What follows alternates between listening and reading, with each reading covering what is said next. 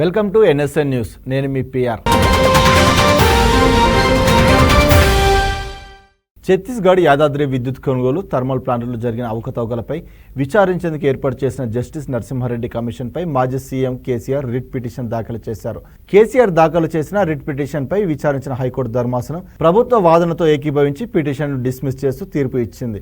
గత కేసీఆర్ ప్రభుత్వ హయాంలో విద్యుత్ కొనుగోలు ఒప్పందాలు థర్మల్ ప్లాంట్లలో జరిగిన అవకతవకలపై విచారణకు ఆదేశిస్తూ కాంగ్రెస్ ప్రభుత్వం జస్టిస్ నరసింహారెడ్డి కమిషన్ను ఏర్పాటు చేసింది. ప్రభుత్వం ఏర్పాటు చేసిన కమిషన్ను సవాల్ చేస్తూ కేసీఆర్ హైకోర్టులో రిట్ పిటిషన్ దాఖలు చేశారు. పిటిషన్ను విచారించిన చీఫ్ జస్టిస్ బెంచ్ కేసీఆర్ పిటిషన్ను తోసిపుచ్చింది. కమిషన్ ఏర్పాటులో కోర్టులు కలగజేసుకోలేవని 15 మంది సాక్షులను ఇప్పటి వరకు విచారించినట్లు ప్రభుత్వం తరపున అడ్వకేట్ జనరల్ వాదనలు వినిపించారు. విచారించిన వారిలో ట్రాన్స్కో జైన్కు అధికారులున్నారని, ప్రభాకర్ రావును కూడా విచారించామని తెలిపారు కమిషన్. కేసీఆర్ కు ఏప్రిల్లో నోటీసులు జారీ చేసిందని, పార్లమెంట్ ఎన్నికల కారణంగా సమయం కావాలని చెప్పారన్నారు. జూన్ 30 వరకు కమిషన్ కు గడువు ఉందని, జూన్ 15న విచారణకు రావాలని కమిషన్ కోరిందని తెలిపారు. జగదీష్ రెడ్డి నుంచి సైతం కమిషన్ వివరాలు సేకరించిందన్నారు. కేసీఆర్ వేసిన పిటిషన్ పై వాదోపవాదాలు విన్న ధర్మాసనం డిస్మిస్ చేసింది. కాగా ఈ పిటిషన్ పై ఇప్పటికే వాదనలు ముగిశాయి. మాజీ సీఎం కేసీఆర్ తరపున సుప్రీంకోర్టు సీనియర్ కౌన్సిల్ ఆదిత్య సొంది వాదనలు వినిపించారు.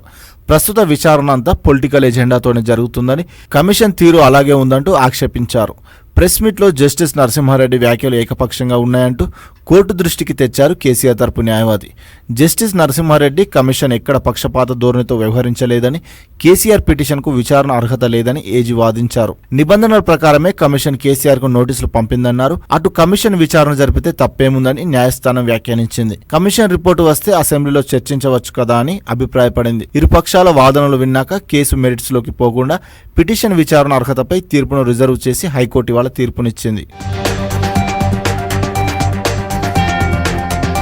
పిఠాపురం ప్రజలకు రుణపడి ఉంటానని AP deputy CM Pawan Kalyan అన్నారు. కూటమి అధికారంలోకి వస్తే పెన్షన్లు తీసేస్తామని భయపెట్టారని గుర్తు చేశారు. వైసీపీ ప్రభుత్వం కంటే ఎక్కువ మొత్తం పెన్షన్ ఇస్తున్నామని చెప్పారు. ఎమ్మెల్యేగా గెలిపించిన ప్రజలకు కృతజ్ఞతలు తెలిపారు పవన్.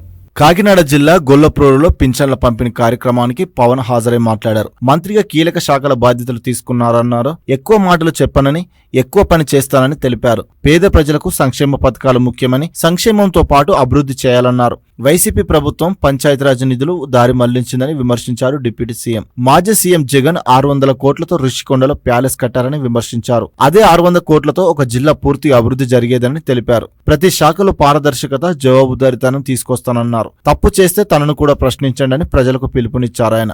హంగులాలకు, ఆర్భాటాలకు తాను వెళ్లనని పవన్ అన్నారు. అవినీతి చేయనని ప్రజలకు మాట ఇస్తున్నానని పేర్కొన్నారు. డబ్బు వెనికేసుకోవాలని ఎప్పుడు ఆశించనని, పిఠాపురంలో 620 గ్రామ సచివాలయాలు ఉన్నాయని తెలిపారు పవన్. ప్రతి సెక్రటరియట్లో 10 మంది ఉద్యోగులు ఉన్నారని తెలిపారు. వాలంటీర్లు లేకపోతే పెన్షన్లు ఆగిపోతాయని భయపెట్టారని, వాలంటీర్లు లేకపోతే పెన్షన్ పంపిణీ ఎక్కడ ఆగిందన్నారు.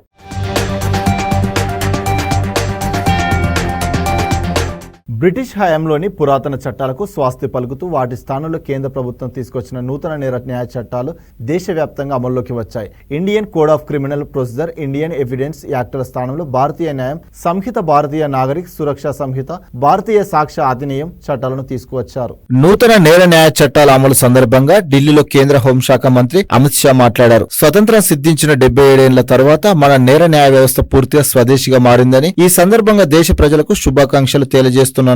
భారతీయ విలువల ఆధారంగా నూతన చట్టాలు పనిచేస్తాయని చెప్పుకొచ్చారు. వలసవాద చట్టాలకు పాతరేసి భారత పార్లమెంటులో రూపొందించిన చట్టాలు అమల్లోకి వచ్చాయని చెప్పారు. నూతన చట్టాల అమలుతో జాప్యాలకు చెల్లుచీటి సాధ్యమై, విచారణ వేగవంతమై సత్వర న్యాయం అందుబాటులోకి వస్తుందని అన్నారు అమిత్ షా. గత చట్టాల హయాంలో కేవలం పోలీసుల హక్కులే కాపాడబడేవని, నూతన చట్టాల రాకతో బాధితులు, ఫిర్యాదుదారుల హక్కులు పరిరక్షణకు వెసులుబాటు ఏర్పడిందని చెప్పారు.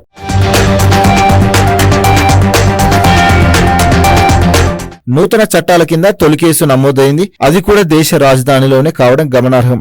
న్యూఢిల్లీ రైల్వే స్టేషన్ సమీపంలో ఓ చిరు వ్యాపారిపై గత అర్ధరాత్రి ఎఫ్ఐఆర్ నమోదైంది. పోలీసులు గస్తీ నిర్వహిస్తుండగా ఆ వ్యాపారి రోడ్డు మీద గుట్కా, వాటర్ బాటిల్స్ అమ్ముతూ వారికి కనిపించాడు. దీంతో దుకాణం రోడ్డుగా అడ్డంగా ఉందని, దానిని తీసివేయాలని ఆ వ్యాపారికి చెప్పారు. ఎన్నిసార్లు చెప్పినప్పటికీ అతను వినకపోవడంతో భారతీయ న్యాయ సంహిత క్రిమినల్ కోడ్లోని సెక్షన్ 285 ప్రకారం కమలా మార్కెట్ పోలీస్ స్టేషన్ లో అతనిపై కేసు నమోదు చేసినట్లు పోలీసులు తెలిపారు. నిందితుడిని బీహార్లోని పాట్నాకు చెందిన పంకజ్ కుమార్ గా గుర్తించారు.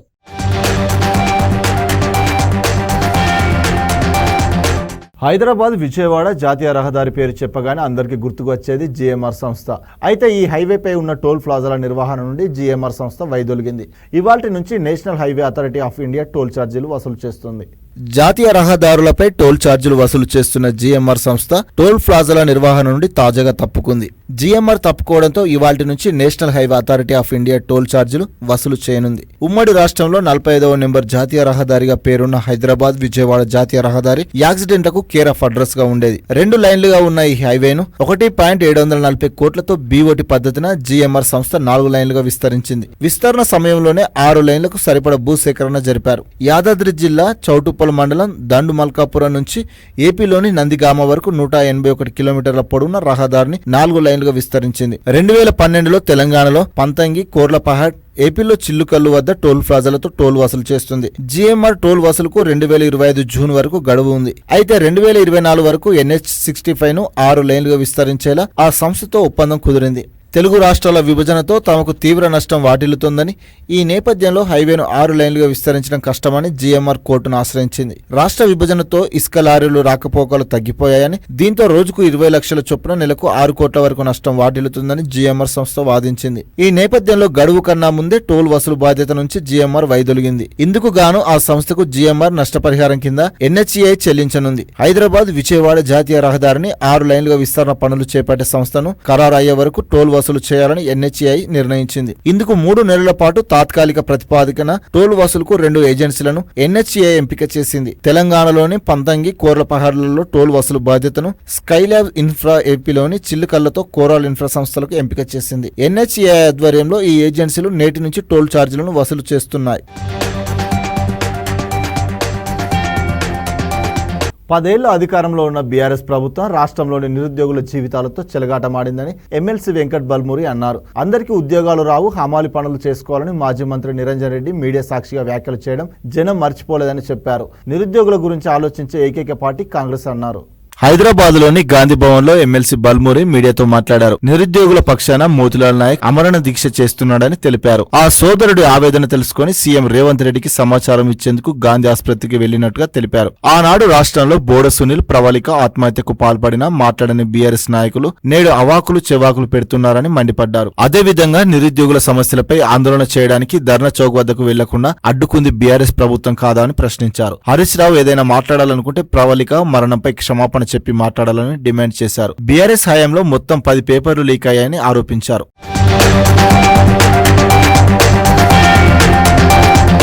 డిఎస్సి అప్లికేషన్ కు అభ్యర్థుల నుంచి కనీసం ఫీజు కూడా తీసుకోవడం లేదన్నారు బల్మూరి. టెట్ విషయంలో ఇతర అంశాల్లో నిరుద్యోగులకు సర్కార్ సానుకూలంగా నిర్ణయాలు తీసుకుందని తెలిపారు. ప్రభుత్వ పాఠశాలలను బలోపేతం చేసేందుకు మెగా డిఎస్సి వేశామని తెలిపారు. సింగరేణి, జెన్కో పరీక్ష కేంద్ర ప్రభుత్వ పరీక్ష ఒకే రోజు ఉండడంతో జెన్కో పరీక్షను వాయిదా వేసినట్టుగా పేర్కొన్నారు. నిరుద్యోగులకు అండగా నిలబడేందుకు త్వరలోనే ప్రభుత్వం జాబ్ క్యాలెండర్ విడుదల చేయబోతుందని వెంకట్ బల్మూరి ప్రకటించారు.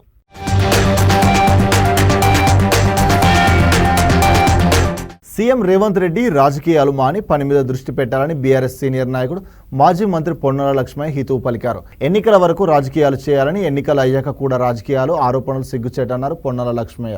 ఢిల్లీలో మీడియా సమావేశంలో పొన్నాల లక్ష్మయ్య మాట్లాడారు. కొడంగల్ లిస్ట్ ఇరిగేషన్ కోసం 3.340 కోట్ల అంచనాలు ఎందుకు పెరిగాయని ప్రశ్నించారు. చుట్టూ ఉన్న నియోజకవర్గాల ప్రజల నీళ్లను రేవంత్ రెడ్డి కొల్లగొడుతున్నాడని ఆరోపించారు. అలాగే వరంగల్ కేంద్రంగా ఉత్తర తెలంగాణ ప్రాంత ప్రజల ఆరోగ్య పరిరక్షణలో భాగంగా కేసీఆర్ దూరదృష్టితో హాస్పిటల్ నిర్మిస్తుంటే దానిపై రాజకీయ ఆరోపణలు చేయడం సీఎం అజ్ఞానానికి నిదర్శనమన్నారు. ఒక ముఖ్యమంత్రిగా 5 రోజులు ఢిల్లీలో ఉండి తెలంగాణకు ఏం తెచ్చావని ప్రశ్నించారు. రేవంత్ రెడ్డి సీఎంగా మాట్లాడుతున్నాడో, పీసీసీ చీఫ్ గా మాట్లాడుతున్నాడో అర్థం కావడం లేదన్నారు. రాజకీయాల్లో గెలుపోటములు సహజమే, కానీ దిగజారి మాట్లాడకూడదన్నారు పొన్నాల. పానీపూరి తింటున్నారా? అయితే మరోసారి ఆలోచించండి. పానీపూరి తయారీలో వినియోగించే కృత్రిమ రంగుల్లో క్యాన్సర్ కారక రసాయనాలు ఉన్నట్లు తేలిందట. పలు రకాల ఆహారాల్లో కృత్రిమ రంగులు కలుపుతుండటంపై ఆందోళన వ్యక్తమవుతున్న క్రమంలో కర్ణాటకలో ఆహార భద్రతా విభాగం అధికారులు రాజధాని బెంగళూరుతో సహా 79 చోట్ల తనిఖీలు చేశారు. ఈ సందర్భంగా ఆందోళనకర విషయాలు గుర్తించారు. పానీపూరి నమూనాల్లో వాటి సాస్, స్వీట్, చిల్లీ పౌడర్లలో క్యాన్సర్ కారక రసాయనాలు ఉన్నట్లు తేలిందని ది టైమ్స్ ఆఫ్ ఇండియా నివేదించింది. చాలా వరకు శాంపిళ్లలో సన్సెట్ ఎల్లో, బ్రిలియంట్ బ్లూ, కార్మోసిన్ రంగులు ఉన్నట్టు తేలిందని సంబంధిత అధికారులు తెలిపారు. బెంగళూరులో సేకరించిన 49కి 19 షాంపులలో సింథటిక్ రంగులు ఉన్నట్లు గుర్తించారు. ఈ నేపథ్యంలో పానీపూరి తయారీలో కృత్రిమ రంగులతో తయారు చేసే సాస్లు, స్వీట్ చిల్లీ పౌడర్లను రాష్ట్ర వ్యాప్తంగా నిషేధించే యోచనలో అధికారులు ఉన్నట్టు సంబంధిత వర్గాలు తెలిపాయి. ఇటీవల గోబీ మంచూరియా, కబాబుల వంటి ఆహార పదార్థాల తయారీలో కృత్రిమ రంగుల వాడకాన్ని నిషేధిస్తూ కర్ణాటక ఆరోగ్య శాఖ ఆదేశాలు జారీ చేసిన విషయం తెలిసిందే. కాగా కృత్రిమ రంగుల వలన అలర్జీ, పిల్లల్లో హైపర్ యాక్టివిటీ, అరుగుదల వంటి సమస్యలు ఎదురయ్యే అవకాశం ఉంది. ఇదే సమయంలో ఎక్కువ కాలం ఈ సింథటిక్ రంగులను తీసుకోవడం వల్ల క్యాన్సర్ కు గురయ్యే ప్రమాదం కూడా ఉందని వైద్య నిపుణులు హెచ్చరిస్తున్నారు.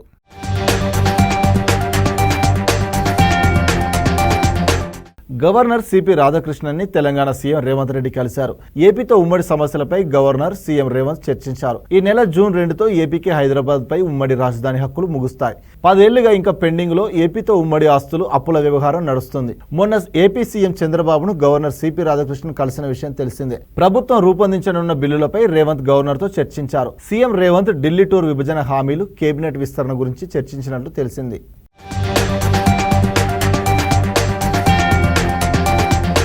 కొమరంభీం జిల్లాలో మంత్రి సీతక్క పర్యటన సందర్భంగా ప్రోటోకాల్ వివాదం కలకలం రేపింది. ప్రోటోకాల్ పాటించడం లేదంటూ కలెక్టరేట్ దగ్గర ఆసిఫాబాద్ ఎమ్మెల్యే కోవాలక్ష్మి ఆందోళనకు దిగారు. వివాదంపై కలెక్టర్కు వినతి పత్రం ఇచ్చేందుకు యత్నించారు. కలెక్టర్ బయటకు రావాలని బీఆర్ఎస్ కార్యకర్తలు డిమాండ్ చేశారు. అయితే రెబ్బెన మండలంలో పలు అభివృద్ధి కార్యక్రమంలో మంత్రి సీతక్క పాల్గొన్నారు. ఈ పర్యటనలో మంత్రి ప్రోటోకాల్ పాటించలేదని ఎమ్మెల్యే కోవాలక్ష్మి, బీఆర్ఎస్ కార్యకర్తలు తీవ్ర ఆగ్రహం వ్యక్తం చేశారు. వినతి పత్రం ఇచ్చేందుకు వస్తే కలెక్టర్ బయటకు రాలేదని ఎమ్మెల్యే సీరియస్ అయ్యారు. కలెక్టర్ ఆఫీస్ ఎదుట కోవాలక్ష్మి, బీఆర్ఎస్ శ్రేణులు బైఠాయించి ఆందోళనకు దిగారు.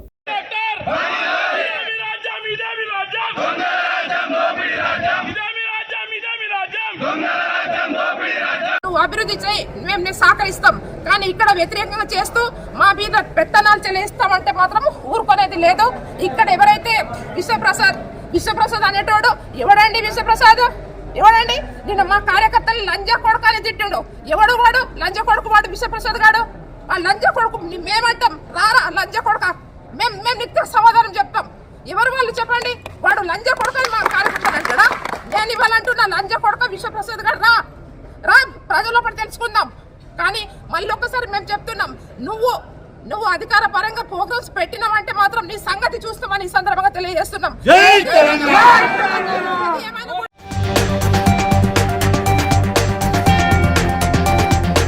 గతంలో పరదాల సీఎంను మనం చూశామని, ఇప్పుడు ప్రజల ముఖ్యమంత్రిని చూస్తున్నామని మంత్రి నారా లోకేష్ అన్నారు. పింఛన్ల పంపిణీ అనంతరం మంగళగిరి నియోజకవర్గం పెనుమాకలో నిర్వహించిన కార్యక్రమంలో సీఎం చంద్రబాబుతో కలిసి మంత్రి పాల్గొన్నారు. ఈ సందర్భంగా లోకేష్, చంద్రబాబు మధ్య సరదా సంభాషణ జరిగింది. అధికారులు సెట్ అయ్యేందుకు ఇంకా టైం పడుతుంది అనుకుంటా సార్, ఇంకా పరదాలు కడుతున్నారని లోకేష్ అనగానే లేదు సెట్ అయ్యారని చంద్రబాబు బదులిచ్చారు. కొంతమంది ఇంకా పరదాలు కట్టడం మానుకోలేదని బతిమలాడి తీయిస్తున్నామని లోకేష్ చెప్పారు. మళ్ళీ అలాంటివి పునరావృతమైతే పరదాలు కట్టిన వారిని సస్పెండ్ చేయడం తప్ప వేరే మార్గం ఉండదని సీఎం అన్నారు. అధికారులు ఇంకా టైం పడుతుంది అనుకుంటా సార్ సెట్ అయ్యేదానికి. లేదు, సెట్ అయ్యారు. ఇంకా పరదాలు కడుతున్నారు సార్. పరదాలు ఎక్కడ? వాళ్ళు బతిమలాడి అన్ని తీపిస్తారు. కాదు, పరదాలు కడితే ఇంకొకసారి ఎక్కడ చూస్తే కట్టిన వాళ్ళని సస్పెండ్ చేయడం తప్ప వేరే మార్గం ఉండదు. కాబట్టి ఇంక నేను ఇన్నదలుచుకోలేదు. ఎవరైనా సరే సింపుల్ గా పాత రోజులు మర్చిపోయి కొత్త రోజులు జ్ఞాపకం చేసుకుని ముందుకు పోవాల్సిందిగా అందరిని కోరుతున్నా. ఎక్కడా జరగకూడదు. ఎవరైనా కంప్లైంట్ చేస్తే మాత్రం పనిష్మెంట్ తప్పదు. మీకు be clear.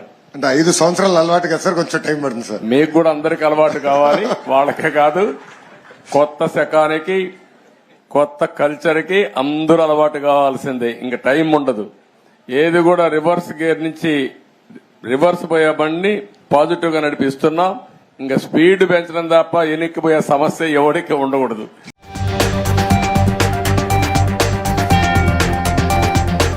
BRS Janagama MLA Palla Rajeshwar Reddy arrest అయ్యారు. గాంధీలో దీక్ష చేస్తున్న మోతులాల్ను పల్ల రాజేశ్వరరెడ్డి కలిసేందుకు వెళ్లారు. దీంతో ఎమ్మెల్యే పల్ల రాజేశ్వరరెడ్డిని అరెస్టు చేసి బొల్లారం పిఎస్ కు పోలీసులు తరలించారు. అయితే గాంధీ ఆసుపత్రిలో ఉద్యోగ నోటిఫికేషన్లపై నిరుద్యోగుల డిమాండ్ల పరిష్కారానికి వారం రోజులుగా ఆసుపత్రిలోనే విద్యార్థి నేత మోతిలాల్ నాయక్ అమరణ నిరాహార దీక్ష చేస్తున్న విషయం తెలిసిందే. నిన్న రాత్రి ఆయనను కాంగ్రెస్ ఎమ్మెల్సీ బల్మూరి వెంకట్ కలిసి కాసేపు చర్చించారు.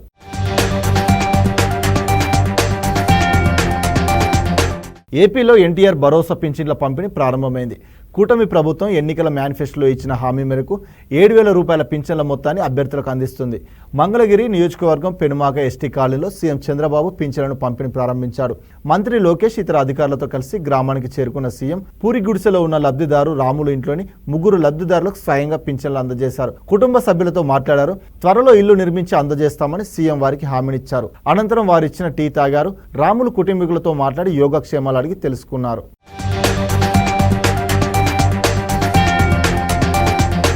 సిద్దిపేట జిల్లా చిన్నకోడూరు మండల కేంద్రంలోని ప్రాథమిక ఆరోగ్య కేంద్రాన్ని మాజీ మంత్రి ఎమ్మెల్యే హరీష్ రావు తనిఖీ చేశారు. ఆసుపత్రిలో అందుతున్న సేవల గురించి ఆరా తీశారు. ఓపీ, ఏఎన్సీ చెకప్స్, ఫార్మసీలో అందుబాటులో ఉన్న మందులు, డయాగ్నోస్టిక్ సేవలు అందిస్తున్న తీరును పరిశీలించారు. వానాకాలం ప్రారంభమైన నేపథ్యంలో డెంగ్యూ, మలేరియా వంటి విష జ్వరాలు ప్రబలే అవకాశం ఉంటుందని అవసరమైన మందులు, ల్యాబ్ పరికరాలు, రసాయనాలు ఉండేలా చూడాలన్నారు. డెంగ్యూ, మలేరియా కేసులన్నీ నమోదవుతున్నాయని, ఎలాంటి చికిత్స అందిస్తున్నారని విషయాలను డాక్టర్ సరితను అడిగి తెలుసుకున్నారు. ఉచిత పరీక్షలు నిర్వహించే డయాగ్నోస్టిక్ సెంటర్ల సేవలు పేషెంట్లకు అందించాలని, వీలైనంత త్వరగా రిపోర్టులు తెప్పించి తగు వైద్యం అందించాలని వైద్య సిబ్బందిని కోరారు.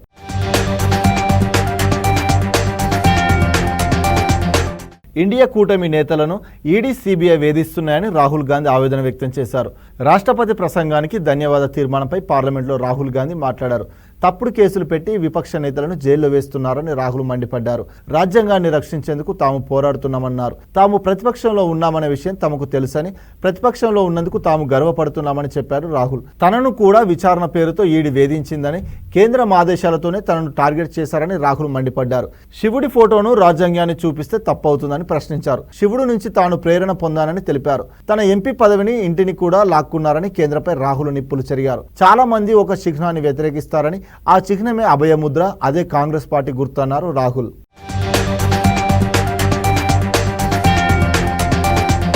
నల్గొండ అభివృద్ధి లక్ష్యంగా పనిచేస్తానని రోడ్లు, భవనాల శాఖ మంత్రి కోమటిరెడ్డి వెంకటరెడ్డి అన్నారు. పట్టణంలోని బీట్ మార్కెట్ వద్ద 3 కోట్ల రూపాయల వ్యయంతో నిర్మించనున్న 33/11 kV సబ్స్టేషన్ పనులకు శంకుస్థాపన చేశారు. ఈ సందర్భంగా ఆయన మాట్లాడారు. 2 నెలల సబ్స్టేషన్ నిర్మాణ పనులను పూర్తి చేయాలని కాంట్రాక్టర్, ఇంజనీర్లను మంత్రి ఆదేశించారు. ఈ సబ్స్టేషన్ నిర్మాణంతో వోల్టేజీ సమస్యను అధిగమించవచ్చునని తెలిపారు.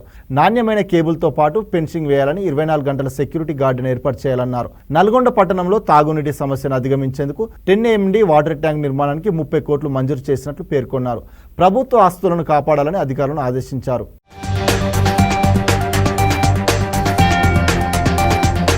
జనసేన పార్టీకి చెందిన 2 శాసనసభ్యుల్ని ప్రభుత్వ వైపులుగా ప్రకటించాలని కోరుతూ ఉప ముఖ్యమంత్రి పవన్ కళ్యాణ్ సీఎం చంద్రబాబును కోరారు. ఈ మేరకు పవన్ కళ్యాణ్ లేఖ రాశారు. నర్సాపురం ఎమ్మెల్యే బొమ్మిడి నాయకర్, రైల్వే కోడూరు ఎమ్మెల్యే అరవ శ్రీధర్ను విపులుగా నియమించాలని కోరినట్టు పవన్ రాజకీయ కార్యదర్శి పి హరిప్రసాద్ ఓ ప్రకటనలో పేర్కొన్నారు.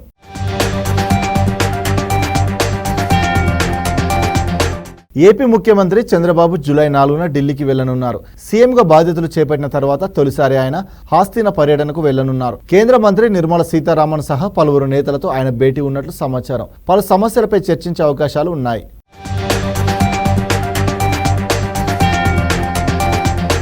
దక్షిణాఫ్రికాతో జరుగుతున్న ఏకైక టెస్ట్ మ్యాచ్లో భారత మహిళల జట్టు 10 వికెట్ల తేడాతో ఘన విజయం సాధించింది. రెండో ఇన్నింగ్స్ ఫాలాన్ను 2 వికెట్లు కోల్పోయి 232 పరుగులతో ఆరంభించిన దక్షిణాఫ్రికా 373 పరుగులకు ఆలౌట్ అయి భారత్కు 374 పరుగుల లక్ష్యాన్ని నిర్దేశించింది. ఈ టార్గెట్ టీమిండియా 9.2 ఓవర్లలో పూర్తి చేసింది. షెఫాలి వర్మ 24 పరుగులు, శుభా సతీష్ 13 పరుగులు చేశారు.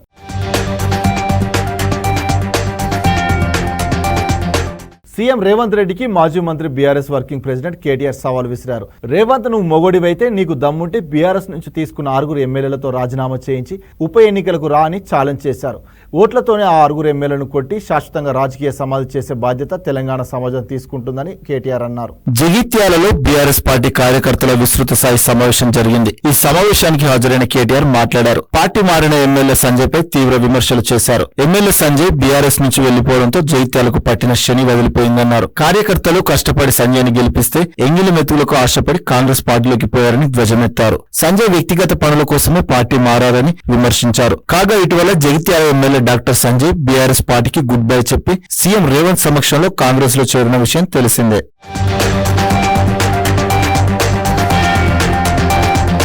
పార్లమెంట్ ప్రత్యేక సమావేశాలు కొనసాగుతున్నాయి. అధికార విపక్ష నేతల మధ్య మాటల యుద్ధం కొనసాగడం సాధారణంగా చూస్తుంటాం.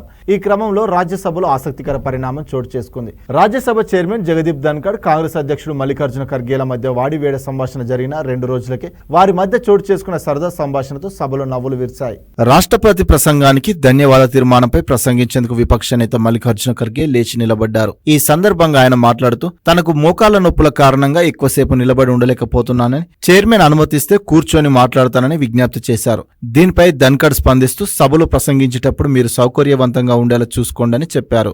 ఒకవేళ ఇబ్బందిగా ఉంటే మీరు కూర్చొని మాట్లాడొచ్చునని, ఆ నిర్ణయం మీదేనని బదులిచ్చారు. కూర్చొని చేసే ప్రసంగం నిలబడి మాట్లాడే చేసేంత ఉద్రేకంగా ఉండదని ఖర్గే నవ్వుతూ చెప్పారు. విపక్ష నేత మాటలతో చైర్మన్ కూడా ఏకీభవించడంతో ఇద్దరు నవ్వులు చిందించారు. ఈ విషయంలో నేను మీకు సాయం చేస్తానని చైర్మన్ ధన్కర్ అన్నారు. చైర్మన్ కూడా కొన్ని సందర్భాల్లో తమకు సాయం చేశారని, దాన్ని తాము ఎప్పటికీ గుర్తు పెట్టుకుంటామని ఖర్గే పేర్కొనడంతో సభ మొత్తం నవ్వులతో నిండిపోయింది. ధన్కర్ ఖర్గేల మధ్య కొనసాగిన సంభాషణతో కాంగ్రెస్ అగ్ర నాయకురాలు సోనియా గాంధీ కూడా చిరునవ్వులు చిందించారు.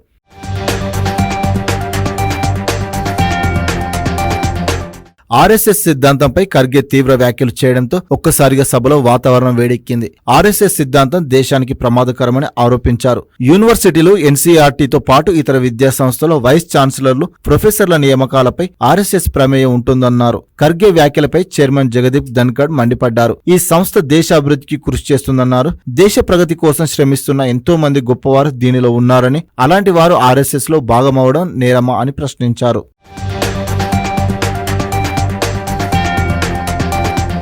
దేశవ్యాప్తంగా అమల్లోకి వచ్చిన కొత్త నేర న్యాయ చట్టాల కింద తెలంగాణలో తొలి కేసు నమోదైంది. చార్మినార్ పోలీస్ స్టేషన్ పరిధిలో నెంబర్ ప్లేట్ లేకుండా ప్రయాణిస్తున్న ద్విచక్ర వాహనదారుడిపై పోలీసులు కేసు నమోదు చేశారు. కొత్త చట్టాల ప్రకారం సెక్షన్ 281 BNS MV యాక్ట్ కింద FIR ను డిజిటల్ గా నమోదు చేశారు.